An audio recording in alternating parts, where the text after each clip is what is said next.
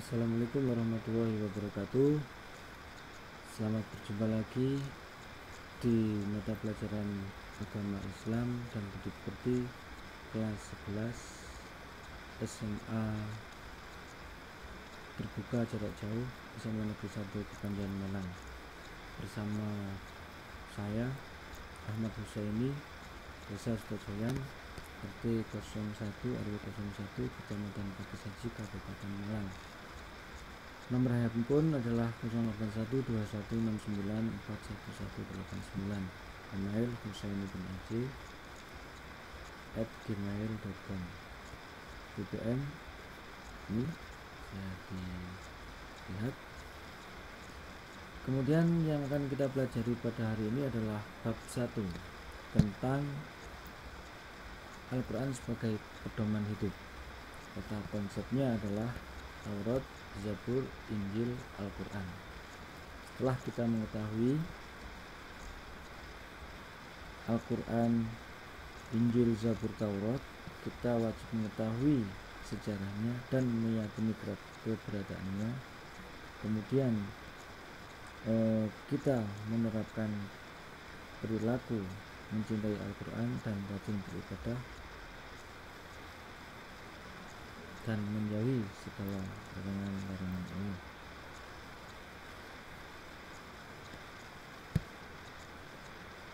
Mengimani Al-Quran merupakan rukun iman.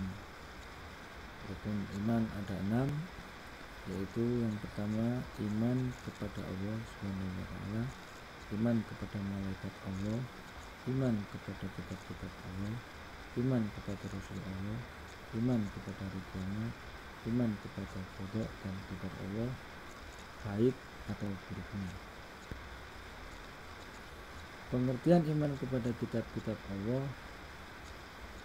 Iman kepada kitab Allah Subhanahu wa taala artinya meyakini sepenuh hati bahwa Allah Subhanahu wa taala telah mengirimkan kitab kepada nabi atau rasul yang berisi wahyu untuk disampaikan kepada seluruh umat manusia.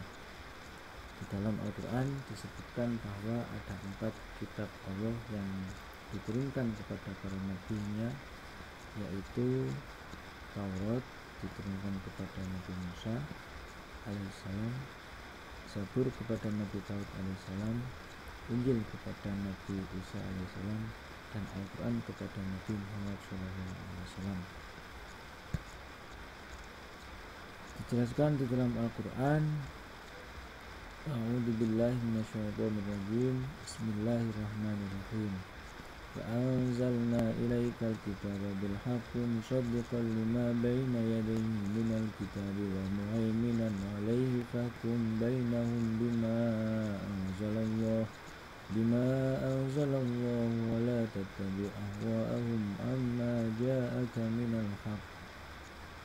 Shadaqallahul adzim. Artinya, dan kami telah menurunkan kitab Al-Quran kepada Muhammad dengan membawa kebenaran yang membenarkan kitab-kitab yang diturunkan sebelumnya dan menjaganya. Maka putuskanlah perkara mereka menurut apa yang diturunkan Allah, dan janganlah engkau mengikuti keinginan mereka dengan meninggalkan kebenaran yang telah datang kepadamu. Al-Quran Surah Al-Maidah ayat 48. Iman kepada kitab Allah juga bisa berupa suhuf. Dijelaskan di dalam Al-Quran, A'udzubillahi minasyaitonirrajim. Inna hadza lafi suhufil ula suhufi Ibrahim wa Musa. Artinya, sesungguhnya ini terdapat dalam kitab-kitab yang dahulu, yaitu suhuf-suhuf, kitab-kitab yang diturunkan kepada Ibrahim dan Musa. Quran surat Al-A'la ayat 19. Adapun perbedaan suhuf dan kitab adalah sebagai berikut. Suhuf wahyu Allah yang disampaikan kepada para rasul tetapi masih berupa lembaran-lembaran yang terpisah. Sedangkan kitab adalah wahyu Allah SWT yang disampaikan kepada para rasul sudah berbentuk buku atau kitab. Kitab-kitab Allah dan rasul penerimanya. Yang pertama adalah kitab Taurat. Kitab Taurat diturunkan kepada Nabi Musa untuk menjadi petunjuk dan pimpinan batinnya dan Bani Israil. Firman Allah Subhanahu wa taala, A'udzubillahi minasyaitonir rajim. Bismillahirrahmanirrahim. Ataina Musal kitaba wa ja'alnahu hudan li bani Israil alla tattakhidhu min duni wakila. Artinya, dan kami berikan kepada Musa kitab Taurat dan kami jadikannya petunjuk bagi Bani Israel dengan firman, janganlah kamu mengambil pelindung selain aku. Al-Isra ayat 2. Kemudian kitab yang kita wajib imani adalah kitab Zabur yang kedua ini.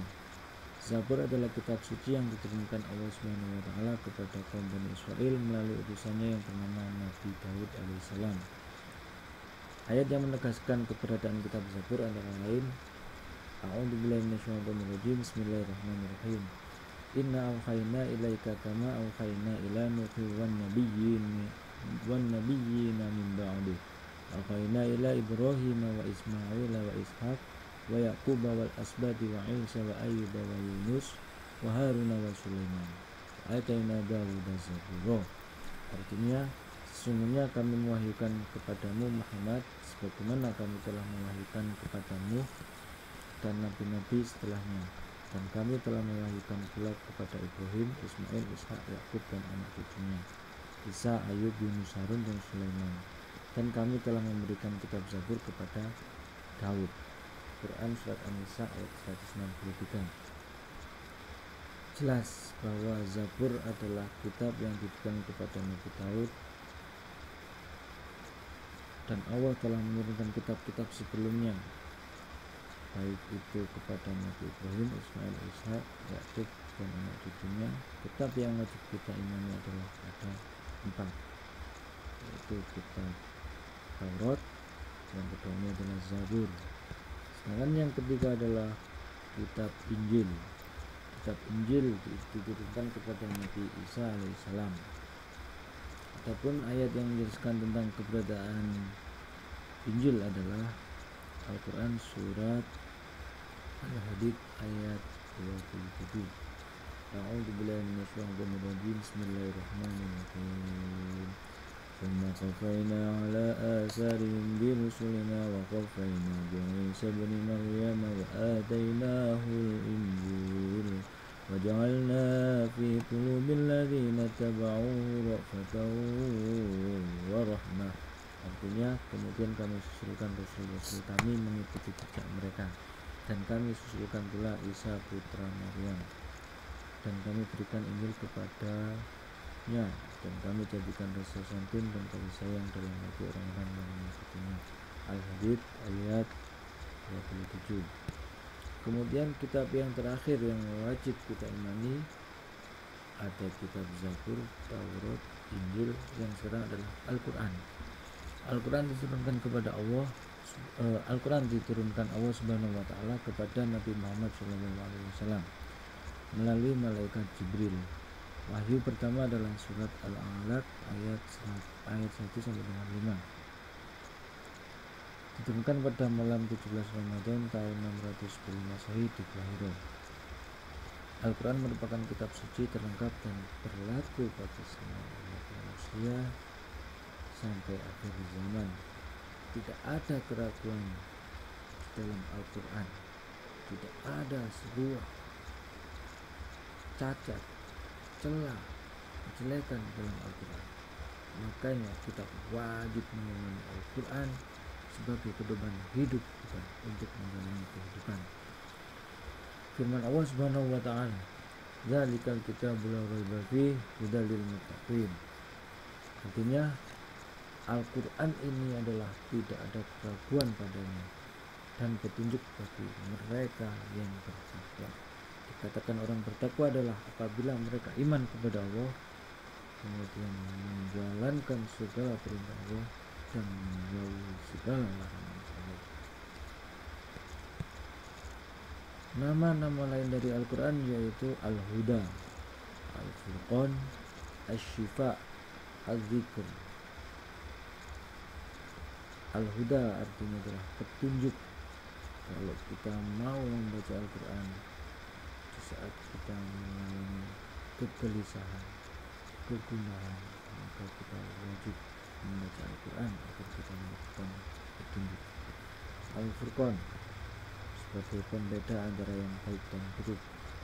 Ketika kita bingung untuk memilih sebuah jalan, kita dianjurkan untuk membaca Al-Quran agar bisa mengetahui jalan mana yang baik untuk kita tempuh. Caranya adalah dengan membaca Al-Quran. Asy-Syifa artinya adalah sebagai penawar obat penenang hati. Ketika kita mengalami sakit, kita dianjurkan membaca Al-Quran. Dijelaskan di dalam sebuah Al-Quran, A'udzubillahi minasyaitonir rajim. Bismillahirrahmanirrahim. Bismillahirrahmanirrahim. Ma'asmihi syai'un fil ardi wa la fis sama'i wa la sami'ul alim. Bismillahirrahmanirrahim. Dengan nama Allah tidak ada sebuah kemudaratan apapun apabila kita mau membaca Al-Quran, mengimani Al-Quran, menghayati Al-Quran. Insya Allah Al-Quran adalah sebagai obat bagi kita, sebagai obat segala penyakit, insya Allah. Kemudian al-zikir. Al-zikir artinya Al-Quran sebagai peringatan adanya ancaman dan balasan. Peringatan, ancaman dan balasan. Ciri-ciri orang yang masuk neraka nanti seperti ini, orang-orang yang masuk surga seperti ini, semua dijelaskan di dalam Al-Quran, baik itu ibadah mahdoh ataupun ibadah mu'amalah. Alkitab artinya Al-Quran adalah firman Allah yang dibukukan seperti yang ada sampai saat ini. Beda dengan yang dulu-dulu pada Nabi Ibrahim dan Nabi Ismail, hanya berupa suhuf, hanya berupa lembaran-lembaran. Rasulullah SAW menegaskan bahwa manusia tidak tersesat dalam menjalani hidupnya selama berpegang teguh pada Al-Quran dan hadis. Hadis riwayat Hakim. Taraktu fikum amroini ma in tamassaktum bihima lan tadillu abadan, kitaballahi wa sunnatar rasul. Artinya, kutinggalkan untukmu dua perkara, dua pusaka yang kalian tidak akan tersesat selama berpegang teguh kepada keduanya. Apa itu? Dia adalah Al-Quran dan sunnah Rasul. Sunnah Rasulullah SAW yang berupa hadis-hadis yang oleh para mujtahid dibukukan, baik itu diriwayatkan oleh Imam Bukhari, Imam Muslim, Imam Ahmad dan sebagainya. Kemudian fadilah keutamaan Al-Quran. Apa saja fadilahnya? Salah satunya adalah sebagai petunjuk dan rahmat bagi orang yang beriman dan bertakwa. Sebagai informasi kepada setiap umat bahwa Nabi dan Rasul terdahulu mempunyai syariat, aturan dan tata cara masing-masing dalam mengimani Allah Subhanahu wa Ta'ala. Aturan, tata cara beribadah, tata cara beramal, tata cara melakukan interaksi sosial dengan sesama, semua ditata, diatur di dalam Al-Quran. Al-Quran sebagai kitab suci terakhir dan terjamin keasliannya. Tidak ada keraguan di dalam Al-Quran. Al-Quran tidak dapat tertandingi oleh ide-ide manusia yang ingin membingungkannya. Sebab apa? Al-Quran itu adalah syair yang sangat tinggi, kata-kata yang sangat mutiara, langsung wahyu Allah kepada Nabi Muhammad SAW. Membaca dan mempelajari isi Al-Quran merupakan ibadah. Nah, ini ketika kita membaca Al-Quran, kita ikhlas, kita hanya semata-mata karena Allah, insya Allah akan tercatat sebagai amal ibadah. Kemudian dari iman kepada kitab-kitab Allah tersebut, Apa harapannya kepada kita semua? Harapannya adalah